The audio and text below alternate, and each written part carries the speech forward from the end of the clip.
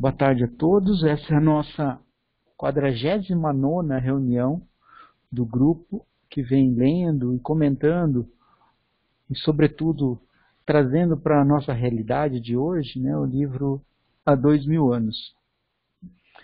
No nosso último encontro, a gente estava já no finalzinho do capítulo 10, né? Não sei se a gente consegue terminar hoje ou no começo da próxima reunião, com certeza terminaremos. E então o Sulpício tinha ido para encontrar com a Lívia e com a Ana, né?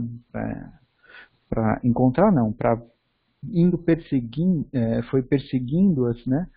Ele foi até Samaria, aí chegou lá, encontrou o Simeão, né, que é o tio da Ana, que não quis falar onde elas estavam, e aí ele acabou amarrando na cruz, né, e depois começou a martirizá-lo, até chegou um momento em que ele morreu, e nesse momento ele ficou muito bravo, começou a chicotear mais ainda, e aí nisso o Simeão, e nisso a cruz que ele tinha colocado, né, talvez não aguentando todo o peso de uma pessoa amarrada a ela e tudo, acabou caindo e acertou a cabeça do Sulpício. Então os dois morreram, né? A Lívia e a Ana saíram, viram aquilo, e aí a Lívia começou a tomar todas as providências para resolver essas questões, né? O que tinha que ser feito lá. Então a gente está nessas providências agora. Pode ir, Fabi.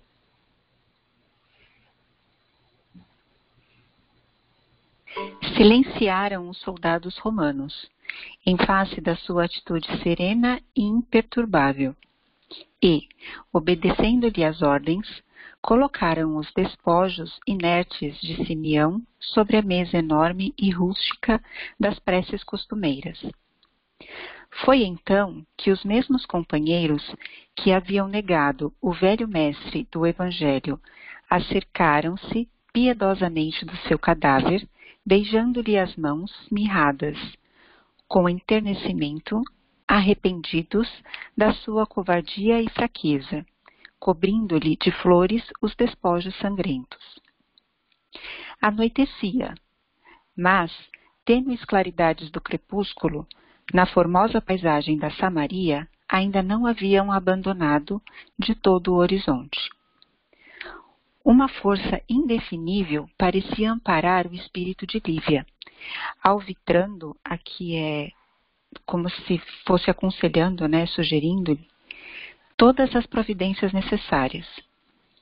Em pouco, ao esforço hérculo de numerosos samaritanos, foram retiradas pesadas pedras do grupo de rochas que protegia a cova, onde se haviam abrigado as 3 fugitivas, enquanto, às ordens de Lívia, os 6 soldados abriam uma sepultura rasa, longe daquele local, para o corpo de Sulpício. Brilhavam já as primeiras constelações do firmamento, quando terminou a improvisação dos serviços dolorosos. No instante de transportarem os despojos do ancião, que Lívia envolveu pessoalmente em alvo sudário de linho, ela fez questão de orar, rogando ao Senhor recebesse, no seu reino de luz e verdade, a alma generosa do seu apóstolo valoroso. Ajoelhou-se como uma figura angélica junto àquele banco humilde e tosco, onde tantas vezes se sentara o servidor de Jesus, entre as suas oliveiras frondosas e bem-amadas. Todos os presentes, inclusive os próprios soldados, que se sentiam empolgados de misterioso temor, prostravam-se genuflexos, acompanhando-lhe a reverência, enquanto a claridade de algumas tochas sopravam perfumadas as brisas leves das noites formosas e estreladas da Samaria de há 2000 anos. Irmãos, começou ela emocionada, assumindo pela primeira vez a direção de uma assembleia de crentes. Elevemos a Jesus o coração e o pensamento. Algum comentário? Eu pedi para a gente marcar essa parte, né? Porque normalmente a gente se considera não preparado para fazer algumas tarefas, né? Principalmente, né? Como a gente acabou de fazer, né? Acho que se a gente perguntasse antes, né? Você pode dar uns conselhos numa situação dessa? Acho que todo mundo falaria não, né? Mas aí no fim a gente vai um começando, o outro, e aí a gente percebe que a gente pode ajudar muito mais que a gente acha, né? Então, para a gente não ter esse receio de ajudar, de fazer as coisas, de assumir um compromisso ou outro, que na hora que a gente começa a fazer, a gente começa a perceber que a gente tem mais condições do que a gente imaginava. É claro que a gente não vai estar pronto para aquilo, mas a gente já tem condição de começar o trabalho, né? Pronto para o trabalho, isso depois você vai estudar muito tempo, vai demorar muito tempo e vai estar sempre aprendendo coisas novas. Então a gente nunca vai estar totalmente pronto. Era isso que eu queria.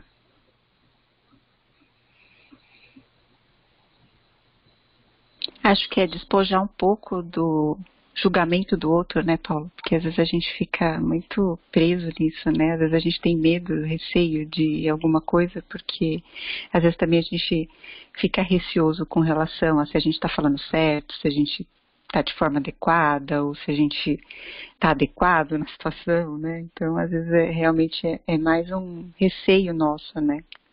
Com certeza.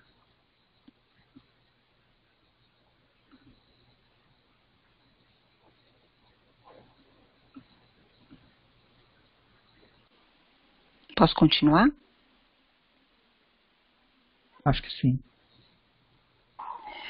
Uma sensação mais forte parecia embargar-lhe a voz, inundando-lhe os olhos de lágrimas doloridas. Mas, como se forças invisíveis e poderosas a alentassem, aqui no sentido de dar ânimo, né? Continuou serenamente. Jesus, meigo e divino mestre, foi hoje o dia glorioso que partiu para o céu um valoroso apóstolo do teu reino. Foi ele, aqui na terra, Senhor, a nossa proteção, o nosso amparo e a nossa esperança.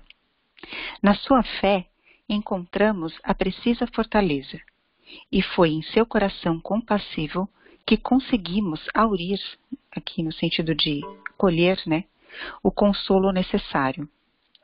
Mas julgaste oportuno que Simeão fosse descansar ao teu regaço amoroso e compassivo. Como tu, sofreu ele os tormentos da cruz, revelando a mesma confiança na providência divina, nos dolorosos sacrifícios do teu amargo testemunho.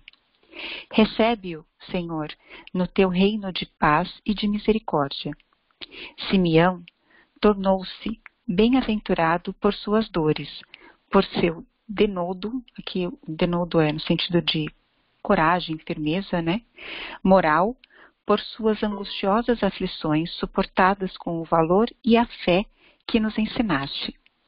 Ampara-o nas claridades do paraíso, do teu amor inesgotável, e que nós, exilados na saudade e na amargura, aprendamos a lição luminosa do teu valoroso apóstolo de Samaria. Se algum dia nos julgares também dignos do teu mesmo sacrifício, fortalece-nos a energia, para que provemos ao mundo a excelência dos teus ensinamentos, ajudando-nos a morrer com valor, pela tua paz e pela tua verdade, como o teu missionário carinhoso e a quem prestamos, nesta hora, a homenagem do nosso amor e do nosso reconhecimento. Comentários? Essa parte aí eu marquei, né, por conta na sua fé, encontramos a precisa fortaleza, né? Então, a fé é essa confiança que a gente tem de que esses ensinamentos de Jesus, né, são os melhores para a gente, né? Então, se a gente não tiver essa confiança, né, acho que a gente não tem que seguir os ensinamentos dele, né? A gente tem que entender que o que ele está fazendo, o que ele veio aqui fazer para a gente é mostrar esse caminho mais fácil para a gente seguir, para a gente se melhorar, e que a hora que a gente decide trilhar o caminho que ele mostrou, isso daí a gente já começa a ter uma paz, né? E eu acho que esses outros pedaços, né, os trechos que eu marquei, né, é isso, né? Um dia a gente vai, o dia que a gente começar a trilhar mais esse caminho, sem dar 2 passos no caminho e depois já querer sair de novo, né? Porque a gente quer fazer do nosso jeito. Né? A hora que a gente for mais constante nisso, nesse trilhar do caminho, a gente vai conseguir perceber, né, todo esse carinho, tudo isso, e vai ter essa paz, né? E a gente não vai se importar com o que aconteça tanto conosco nesse caminhar, né? Porque a gente sabe aonde a gente está indo, a gente tem um norte muito certo, né? Então tem o alvo a gente percebe firmemente. Então qualquer problema que ocorrer no caminho são problemas que ocorrem, né? A gente vai continuar arrumando naquela nossa trilha, né, que foi demarcada. Era isso, pessoal. Algum outro comentário?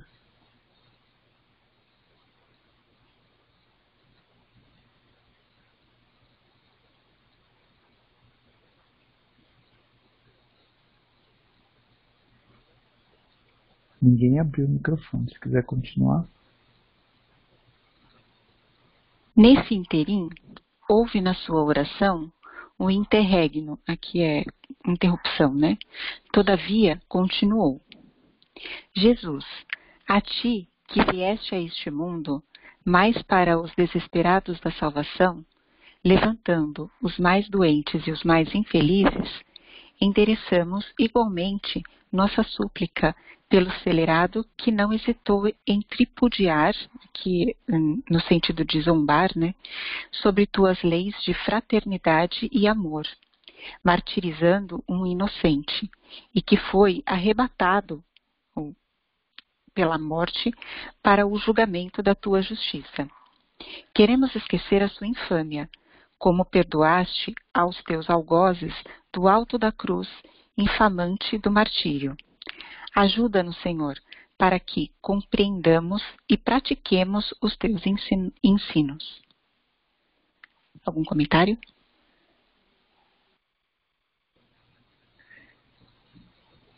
Oi.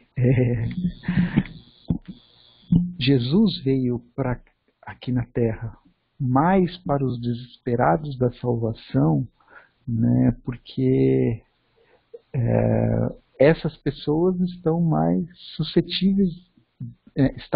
suscetíveis de ouvi-lo, né? Então, as outras pessoas não queriam ouvir, né? Eu acho que eu já brinquei lá do Sócrates, né? Que o Sócrates falava que ele só conseguia explicar a filosofia para as pessoas que estavam grávidas, né?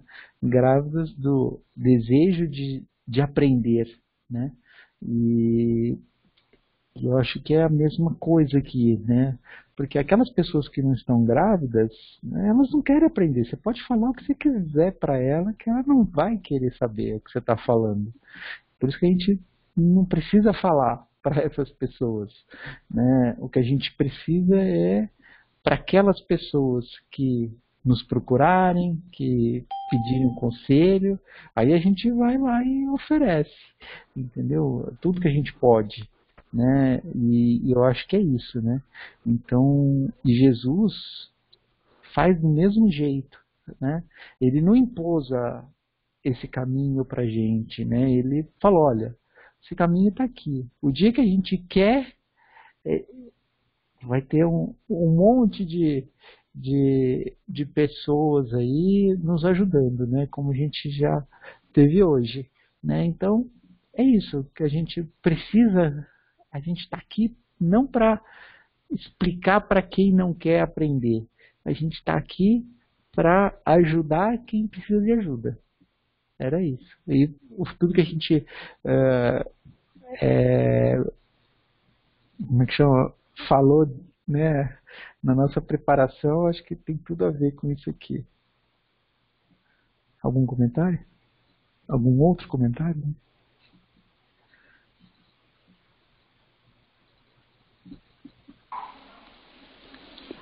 Chega a ser até, eu pensei nesse, os mais para os desesperados da salvação, chega a ser até uma incoerência, né, vamos dizer assim, entre aspas, porque as pessoas mais humildes, elas acabavam sendo as que ouviam melhor os ensinamentos, né, do que as que se diziam mais letradas e as mais estudadas, né? Então, assim, eu acredito que esses desesperados pela salvação, eles também estavam ávidos pela palavra, né?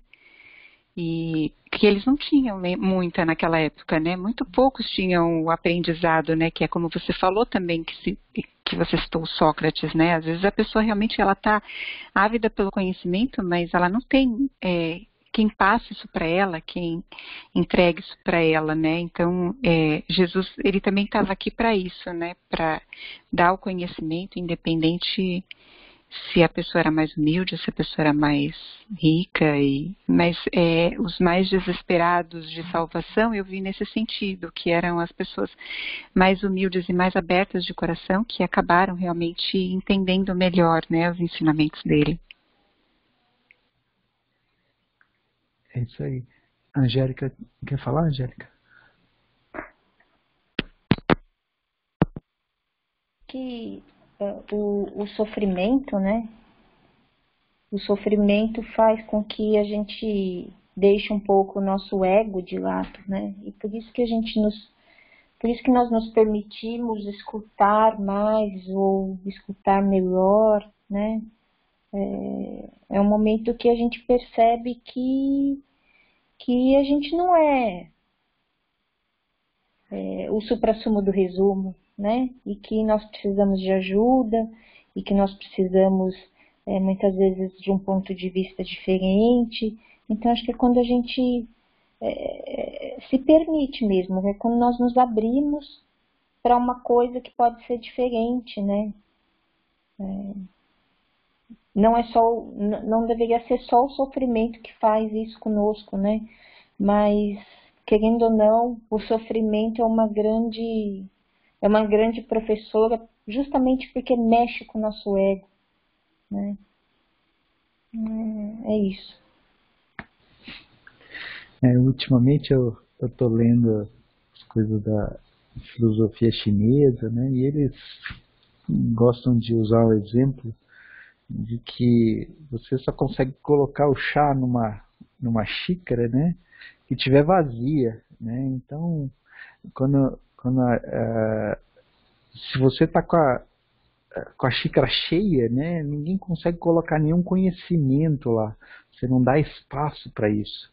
E eu acho que esse os desesperados da salvação é isso, né? Porque você começa a perceber que aquilo que você tinha pensado não funcionou, então a sua xícara vai esvaziando, né? E aí você quer, né, que alguém te ajude, porque o jeito que você tinha pensado, o jeito que você fazia antes não estava dando resultado, não funcionou. Então aí você está com a xícara vazia, né? Então aí o outro consegue colocar alguma coisa. Então infelizmente a gente tem esse tipo de atitude, né? A gente só esvazia a xícara, a gente só escuta o que o outro está falando quando a gente está num momento de angústia, né? Então, se a gente começar a praticar mais, escutar o outro, sem a gente estar num momento de angústia e refletir no que o outro está falando e pegar o que tem de bom daquilo, talvez a gente não precise passar por esses momentos de angústia.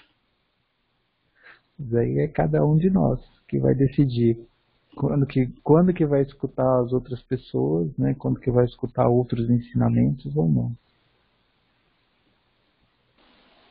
Aí você está trocando o copo pela xícara, né, Paulo? Deixar a xícara meio cheia. Não, acho que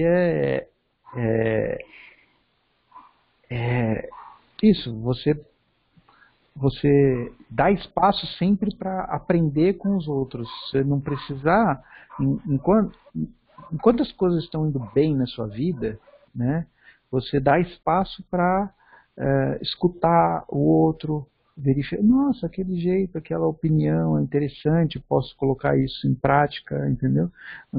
O que a gente, né, vê nas maioria das pessoas, e acho que até comigo era assim, eu sabia o jeito que acontecia as coisas, né? E aí eu não estava, aí agora, quando você começa a estudar esses ensinamentos todos, a gente fica, né, menos seguro de si, né? E acho que a gente dá mais espaço para essas outras opiniões. Eu acho que isso que é importante, né? É o que a Angélica falou, diminuir o ego, né? Acho que a gente tem que achar que todo mundo tem uma coisa importante também, né? E o que a gente tem que fazer é pensar naquilo lá. Se aplica, se não se aplica. Quem vai tomar a decisão somos nós, né? Ninguém vai fazer. O que a gente fizer é porque a gente quis. Então, eu acho que é isso. Mais algum comentário?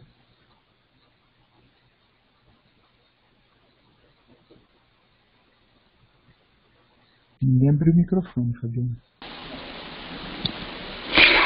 Levantando-se, comovida, Lívia descobriu o cadáver do apóstolo e beijou-lhe as mãos pela última vez, exclamando em lágrimas, carinhosa: Adeus, meu mestre, meu protetor e meu amigo.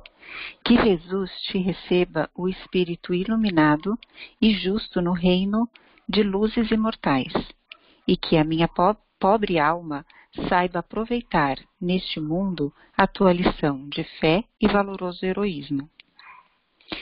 Repousando numa urna improvisada, o corpo inerte de Simeão foi conduzido ao seu último jazigo. Numerosas tochas haviam sido acesas para o ofício amargo e doloroso. E enquanto o cadáver do lictor Sulpício descia à terra úmida, sem outro auxílio além da cooperação dos seus prepostos, o nobre ancião ia repousar à frente do seu templo e do seu ninho, entre as virações cariciosas do vale, à sombra fresca das oliveiras que lhe eram tão queridas. Lívia dispensou, em seguida, os soldados do governador e, guardada por homens valorosos e dedicados, passou o resto da noite em companhia de Ana e da filhinha, em profundas meditações e dolorosas cismas. Ao raiar da aurora, retiravam-se definitivamente do vale de Sequiem, acompanhadas por um vizinho de Simeão, encaminhando-se de volta a Carfanaum e levando, no íntimo, numerosas lições para toda a vida. Sabedoras de que não se fariam esperar as represálias das autoridades administrativas, regressaram por estradas diferentes, que constituíam atalhos preciosos, sem tocar em Naim, para a troca de animais. Com algumas horas sucessivas, em marcha forçada, atingiam o solar tranquilo, onde iam descansar dos golpes sofridos. Lívia remunerou largamente o seu dedicado companheiro de viagem, retirando-se para os seus aposentos, onde fixou, em base preciosa, a pequena cruz de madeira que lhe dera o apóstolo, algumas horas antes do cruento martírio. Alguns dias se passaram sobre os infaustos acontecimentos. Pôncio Pilatos, contudo, informado de todos os pormenores do ocorrido, rugiu de ódio selvagem, reconhecendo que defrontava poderosos inimigos, quais Públio Lentulus e sua mulher. Buscou acionar, por outro lado, o mecanismo de sinistras represálias, recolhendo-se imediatamente ao seu palácio de Samaria.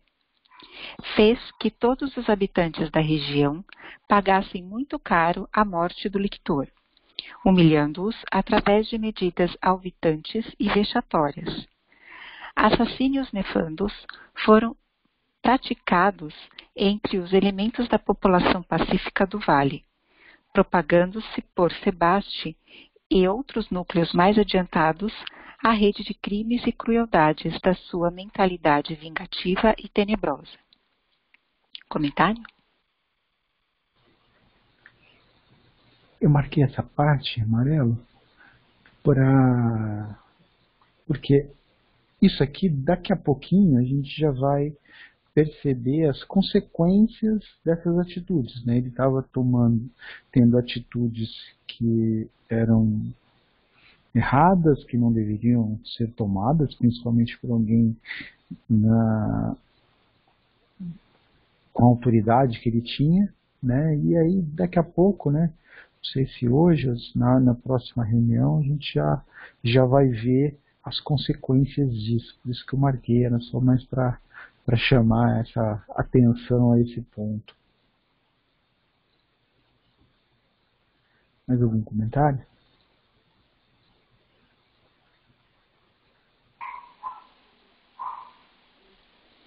Pode continuar. Estacionemos, todavia, em Carfanaum e aguardemos aí a chegada de um homem. Ao cabo de alguns dias, com efeito, regressava o senador de sua viagem através da Palestina. Após o seu regresso, Lívia cientificou-o de quanto ocorrera na sua ausência. Públio Lentulus ouvia-lhe o relato silenciosamente. À medida que se lhe tornavam conhecidas as ocorrências, sentia-se intimamente tomado de indignação e de revolta contra o administrador da Judéia, não só pela incorreção política, mas também pela extrema antipatia pessoal que a sua figura lhe inspirava, resolvendo, em face do acontecido, não vacilar um segundo em processá-lo acerbamente, como quem julgava dever prosseguir o mais cruel dos inimigos. O leitor poderá talvez supor que o orgulhoso romano teria o coração sensibilizado e modificado os sentimentos a respeito da esposa, de quem presumia possuir as mais flagrantes provas de deslealdade e perjúrio, no santuário do lar e da família.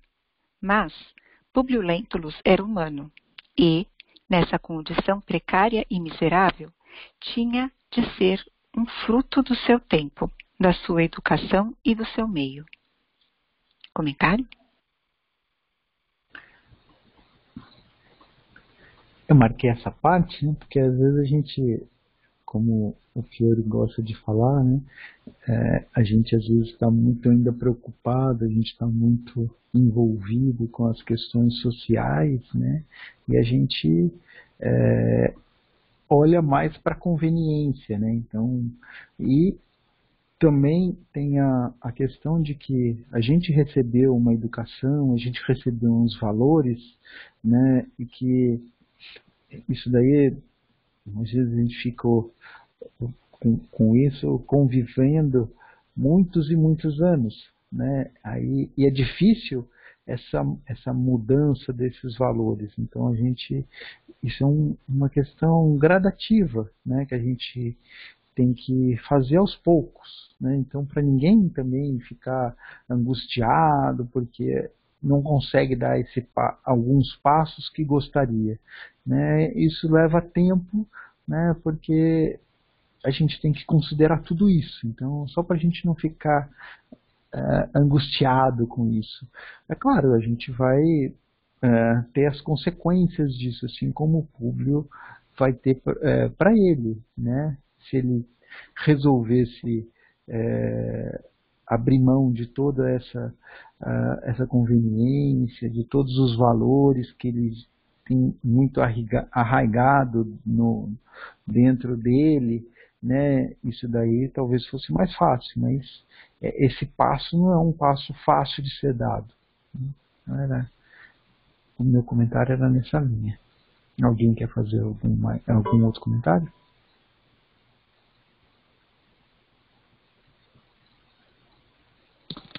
Acho que aí também entra um pouco do orgulho dele, né, Paulo? Que ele ainda guardava, né, de ser o senhor da razão, né, de todos os acontecimentos. Então ele se mantinha meio nessa dureza aí, vamos dizer assim, né? Sim, sim. Isso a gente tem que olhar com muita atenção e carinho pra gente ver se a gente não está cometendo esse mesmo tipo de erro, né? É. Ô Paulo, você acha que dá para continuar ou a gente vai parar pode por fazer aqui? mais um pouquinho, ainda tem mais uns minutos até as 5:30. Vamos continuar mais um pouco. Ao ouvir as últimas palavras de sua mulher, pronunciadas em tom comovido, como de alguém que pede apoio e reclama o direito de um carinho, replicou austeramente: Lívia, eu me regozijo com a tua atitude e rogo aos deuses pela tua edificação. Teus atos simbolizam para mim a realidade da tua regeneração, depois da fragosa queda vista aos meus olhos. Bem sabes que para mim a esposa não mais deve existir. Contudo, louvo a mãe de meus filhos, sentindo-me confortado porque, se não acordaste a tempo de seres feliz, despertaste ainda com a possibilidade de viver. Tua repulsa tardia por esse homem cruel me autoriza a crer na tua maternal dedicação, e isso basta. Comentário, Paulo? Aqui é justamente o que você falou lá, né? O orgulho dele não permitia, apesar dele já perceber que ela teve atitudes que ele talvez não esperava, o orgulho dele não permitia que ele admitisse isso para ela, né? Ele na verdade está tão certo da verdade dele, né, que ele não enxerga a xícara vazia. É isso aí. Dá para continuar, Paulo? Eu acho que pode continuar mais um pouquinho, eu te aviso a hora que a gente tiver. Tá bom. É que eu tô com medo aqui do horário, que já é 5:25. Essas palavras pronunciadas em tom de superioridade secura demonstraram a Lívia que a separação efetiva de ambos deveria continuar no ambiente doméstico, irremessivelmente. Que esse irremessivelmente, eu acho que é no sentido de sem esperança de perdão, né? Que ela não tem. Abalada nas comoções do seu martírio moral, retirou-se para o quarto, onde se prostrou diante da cruz de Simeão, com a alma desalentada e combalida. Ali, meditou angustiosamente na sua penosa situação. Mas, em dado instante, viu que a lembrança humilde do apóstolo da Samaria irradiava uma luz cariciosa e resplandecente, ao mesmo tempo que uma voz suave e branda murmurava aos seus ouvidos. Filha, não esperes da terra a felicidade que o mundo não te pode dar. Aí, todas as venturas são como neblinas fugídias, desfeitas ao calor das paixões, ou destroçadas ao sopro devastador das mais sinistras desilusões.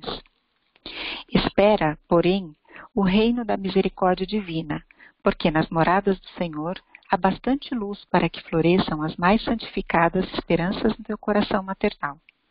Não aguardes, pois, da terra mais que a coroa de espinhos do sacrifício. Você quer comentar, Paulo? Eu marquei aqui pelo seguinte: a gente sabe que a Terra é um planeta, né, pelo que o Kardec trouxe para a gente, né, que é um planeta de provas e expiações.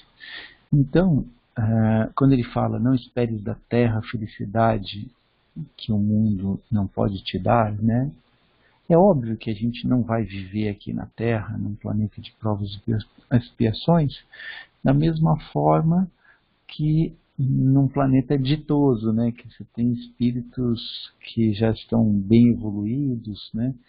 Então a probabilidade da gente passar por questões assim que a gente considere desagradáveis aqui é uma questão que a gente tem que encarar com naturalidade. Por quê? Porque a gente está num local que as pessoas, na média, têm atitudes como a gente está vendo no mundo, né? Então, quando a gente puder ou decidir encarnar em outros planetas, né, que esteja numa outra condição, né, a gente vai ter outra probabilidade de coisas ruins acontecerem com a gente e coisas boas acontecerem com a gente. Então, a gente vai poder esperar uma felicidade diferente. Então, mas a gente tem que lembrar que essa felicidade, ela é mais uma coisa que está... Enquanto a gente coloca essa felicidade nas coisas externas, isso é uma questão. O que a gente tem que procurar fazer é colocar essa felicidade nas coisas internas. Aí a gente não vai depender do mundo a gente estiver. Então, se eu tiver satisfeito com as minhas atitudes, eu ficarei feliz, né? Então, a gente também precisa aprender a manejar o que a gente acha que nos faz feliz, né? Então, a hora que a gente coloca a felicidade na mão, a nossa felicidade na mão de terceiros, a gente está dependendo deles para ser feliz. Quando a gente coloca a felicidade nas nossas mãos, a gente vai depender da gente para ser feliz. E aí também cada um vai usar isso daí da forma com que quiser, né? É só uma lembrança aqui que eu estou trazendo para vocês. Mais algum comentário?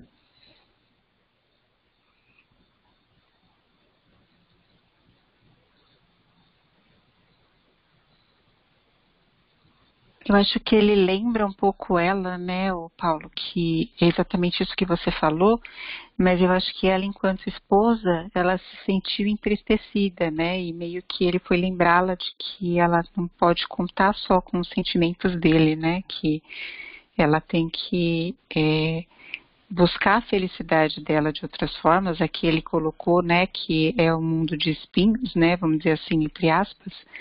Mas aqui quem está falando não é o público, tá? Isso não, uma ideia. é do... Isso, é uma ideia que ela teve do... Isso. Não, eu entendi. Mas assim, não é que, você falou eu entendi. Do marido aí dela, né?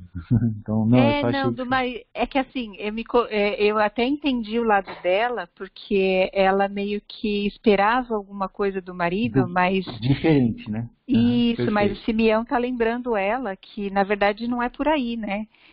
Eu sei, a voz do Simeão, né? Que tá lembrando ela que ela não tem que depender disso, né? É isso aí. Mas eu até entendi o lado dela aí. Mas é bem o que você falou mesmo, realmente, enquanto a gente colocar a expectativa no outro. Isso é uma coisa natural da gente também, né? O que você falou, né? Você mudou a sua atitude, aí você espera que o outro mude também, só que ele não mudou ainda. Isso, Aí é você ter a compreensão, é o que a gente estava falando lá na lição, né? Ter a compreensão de entender que o tempo do outro não é o seu tempo. É isso Né? aí. E que a lição Perfeito. do outro não é a sua lição, né? Então, é mais ou menos isso que ela ainda tem que perceber, né? Que o Simeão está tentando alertar ela, né? Olha, cada um meio que... Eu entendi, né? Que ele estava falando meio que para ela que cada um tem o seu tempo, né? Cada um tem o seu time aí. É isso aí. Então vamos parar por aqui. Aí na próxima reunião a gente continua. Tudo bem? Tudo bem, Paulo.